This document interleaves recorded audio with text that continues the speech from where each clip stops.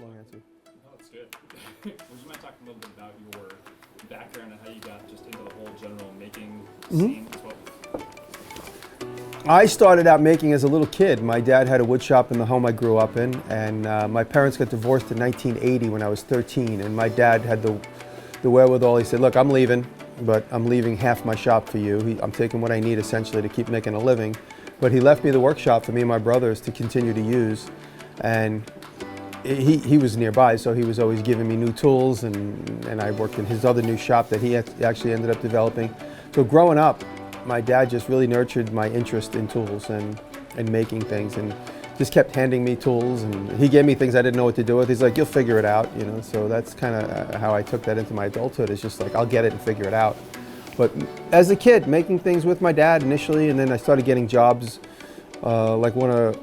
I worked at a florist in high school, and I was the guy that made like the hoopahs and the trellises and all that stuff. So I had all these different jobs. I worked at a different florist after that, and again, I was the technical guy doing stuff for parties and rigging, and you know, some of these florists on Long Island throw big parties, and there's a lot more than just dropping off plants. And so I did all that other stuff.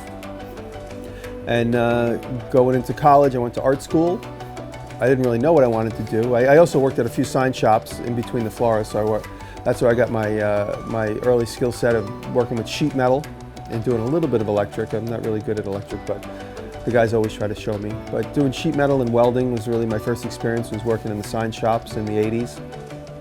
And because again, sign shops is just a collection of skill sets. There's any skill set will get used in a sign shop. There's so many small little aspects to making a sign, whether it's plastic, steel, neon. So you learn a lot hanging around just the general sign shop. Rigging, bolting things to walls, you know, there's so many skill sets happening there. Then after college, I got right into designing and developing toys. So engineering by the seat of my pants, toys, in factories in China, working with factory managers and tooling die makers, sitting in the factories with them with a translator. And we all communicated through sketches, which was great because I have an idea and I just sketch a line drawing and they'd be like, perfect. And they'd all just kind of talk in Chinese and go to the tool room and come back an hour later with the fix or whatever it was. A lot of my job was engineering toys, but then also cost reducing those products once we started getting shots off mold.